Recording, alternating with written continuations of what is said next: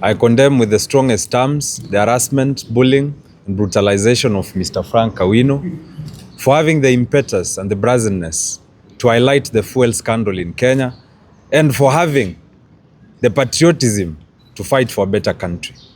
Whistleblowers, activists, revolutionaries, and leaders in Kenya, especially the young, should be protected by the government of the day. They should not be victimized. They should not be disgraced or indignified for fighting for a better country.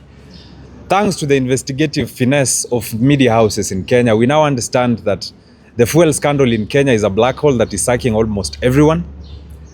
And it is apparent, it is possible that the cabinet, the president, and State House are involved in the fuel scandal. We had half the picture the last time we gave a presser here, but today I can confirm we have almost a full picture of what is happening in this country. Before the forced resignation of the KPCMD, the EPRA boss, the other guy who resigned, Mohamed Liban, the PS, things had been simmering for a while. On March, the Chief of Staff, Felix Kosgei, held a crisis meeting with the National Security Council to try and source alternative fuel outside the government-to-government framework. I leave this to the lawyers to ascertain whether Felix Kosgei broke the law in pursuing alternative sources of fuel. We understand we have a fuel shortage in the country and most of the countries in the world, following the escalation of tension between Iran and Israel and the USA that led to the closing of the Strait of Hormuz, through which a fifth of global oil supplies pass through. And it is from this foregoing, I understand, that possibly the head of staff, the chief of staff at State House, felt the need and the necessity to push for a crisis meeting to discuss this impending fuel shortage and how to solve it. But this has not been discussed at length. We know Felix Kosgei works for someone, and we know he is not a madman. Even though he had the best of intentions, we are sure someone sent him. So who sent Felix Kosgei to chair the National Security Council meeting? Because we are sure it was not of his own doing. The president needs to come out bold and tell us that he was trying to plug the hole, he was trying to source for alternative fuel. The cabinet needs to come fully clear on this matter. They need to explain to us if they had a crisis meeting to discuss the fuel shortage in Kenya, because to me it appears they are sacrificing the junior officers. The EPRA boss is a junior officer. The PS Mohamed Liban is a junior officer. Opiyo Wandayi is a junior officer compared to his authority, to the appointing authority. And this scandal has pulled more people than you would imagine. As at this point, it is hard to confirm that 3 more consignments are headed our way. That from the Ministry of Energy, 4 contracts were issued to import fuel into this country. I am not sure whether the contract said you can import any kind of fuel, including a substandard one, but there were 4 contracts. We are discussing 1 contract that was aboard MT Paloma, that was not even supposed to come to Kenya in the first place. This ship was headed to Angola. The fuel was imported for Angola, a market that is more lax with fuel standards. But this ship found its way to Mombasa through One Petroleum Limited, owned by Mohamed Jaffa. There are 3 more consignments that are supposed to come to Kenya in the next 2 or 3 weeks. I leave this to investigative journalists, to the media, and to the lawyers to find out who are the owners of the 3 more consignments that are supposed to come, and whether these 3 more ships meet the standards of fuel in this country. Because we must be honest, we have a shortage in Kenya and in most of the other countries, and we need to find a solution to this thing. But the law should not be broken. We should not have irregular procurement and tendering, and certainly we should not break our own fuel standards because we desperately need fuel. Ukienda kwa bafu kuoga maji ishe au malizi na sewage. Ukiwa unakunywa chai ishe au malizi na sumu. We have a problem and that needs to be fixed, but the law must be followed, and those that are accountable and those that are involved in this matter all must be investigated. I'm calling on to the DCI and the ESCC to move with speed to investigate the meeting that was held by Felix Kosgei and the meetings that were held before that, so that we uncover the entire situation and the entire scenario. We cannot have half the picture, and we cannot have you sacrificing the likes of Daniel Kipto and Mohamed Liban while his bosses are involved and have conspired to break the law in Kenya. Asante.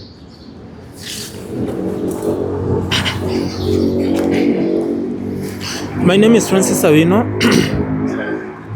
I'm the current convener, Mtetezi. And today is a very important day to us as members of this public, members of the people of this nation. Mtetezi is a group that emphasizes on anywhere there is violation of human rights, public petitions, and any violations of human rights. 3 days ago, we were here trying to express ourselves and exercising Article 37 of the Constitution of this nation. After addressing the media, I was attacked at Nation Media House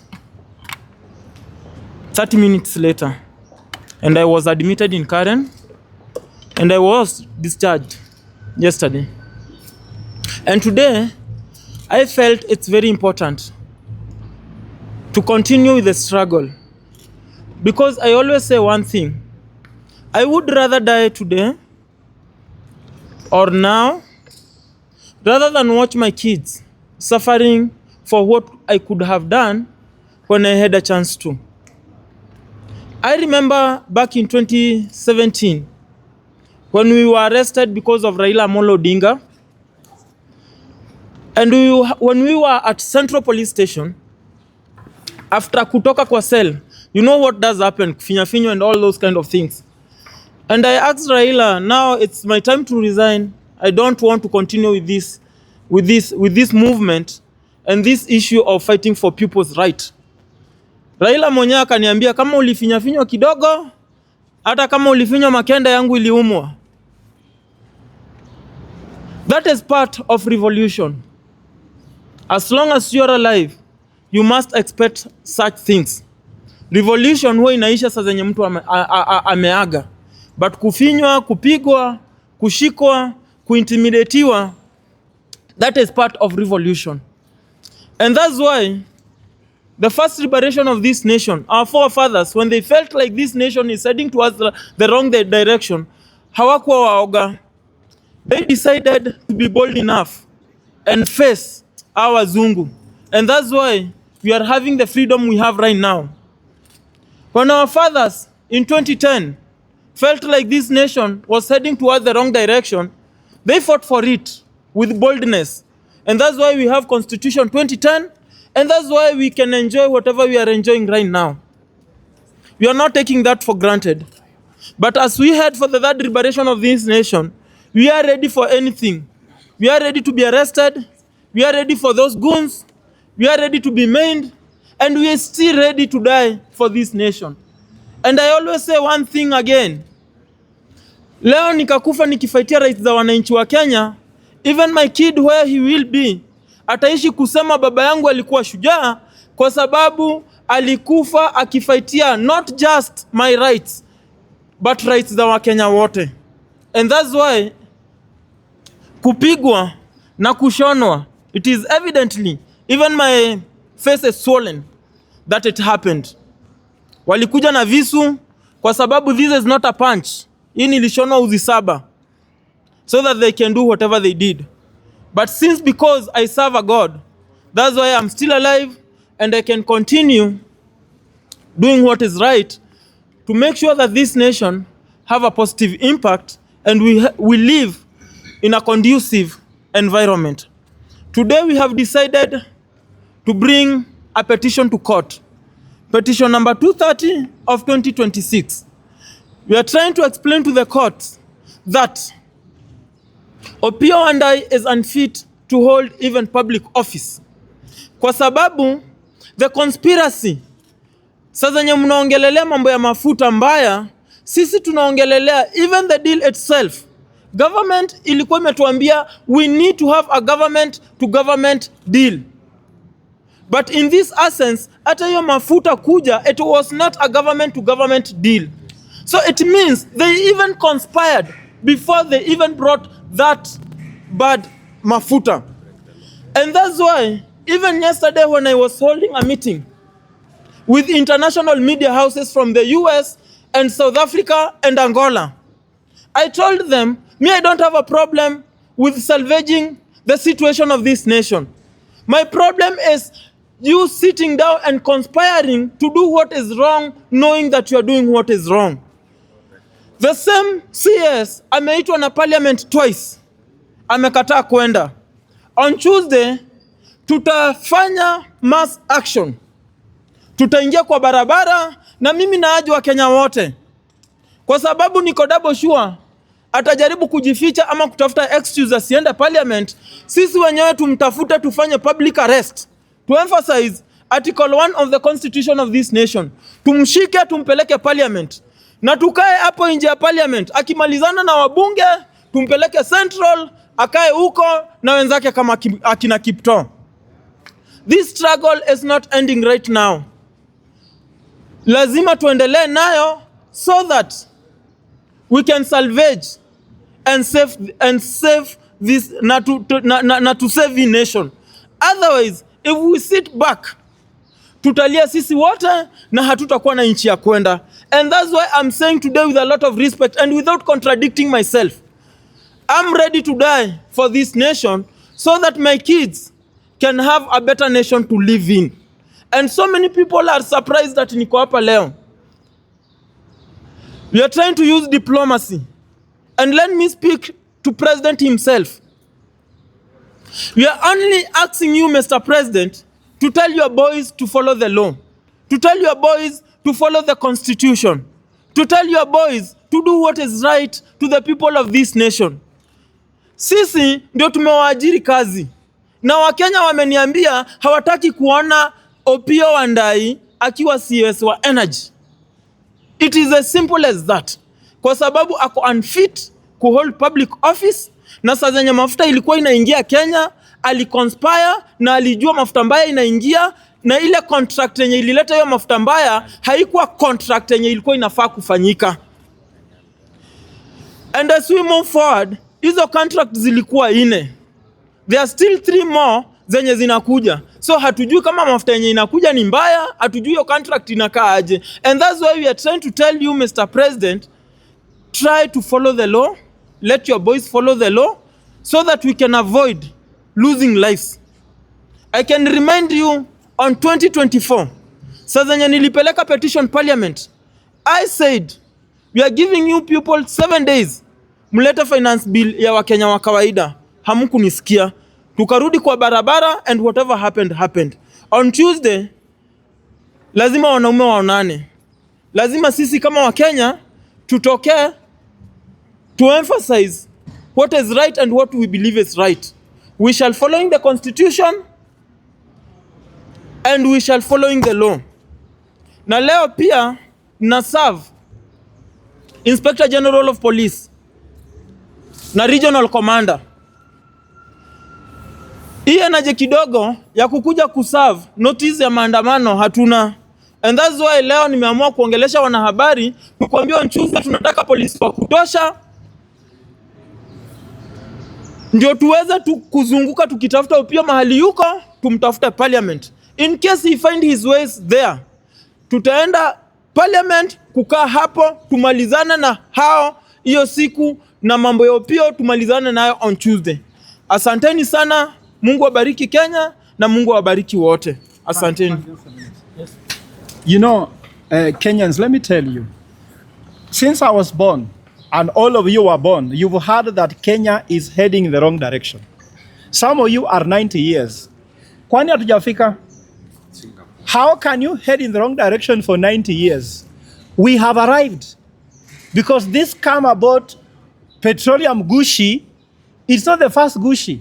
Kulikuwa na mbolea gushi. Kulikuwa na mahindi gushi. Kulikuwa na salad gushi.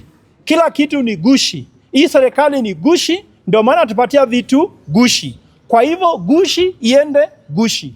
Sisi hakuna mahali tunaenda na wao. Hiyo Singapore pia ni gushi. Singapore is a population of 6 million people. How can 56 million people go in a country of 6 million people? Sisi hatuendi Singapore gushi.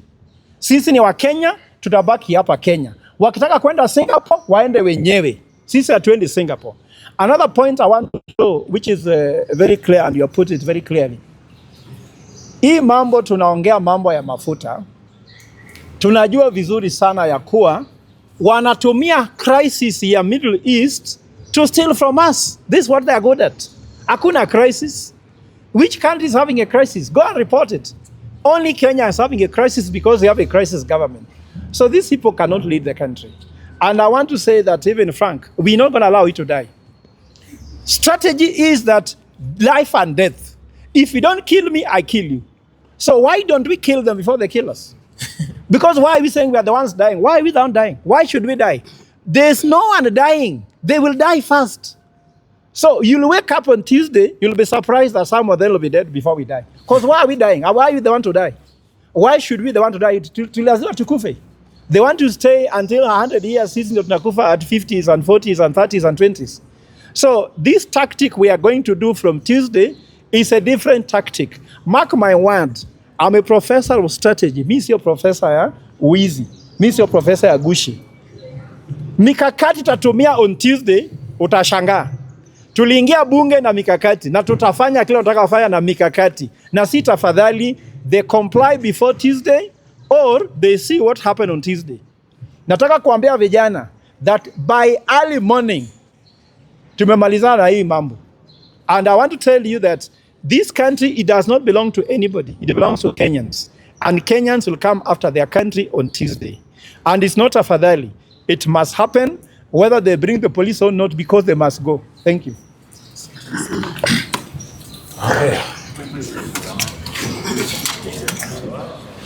Check.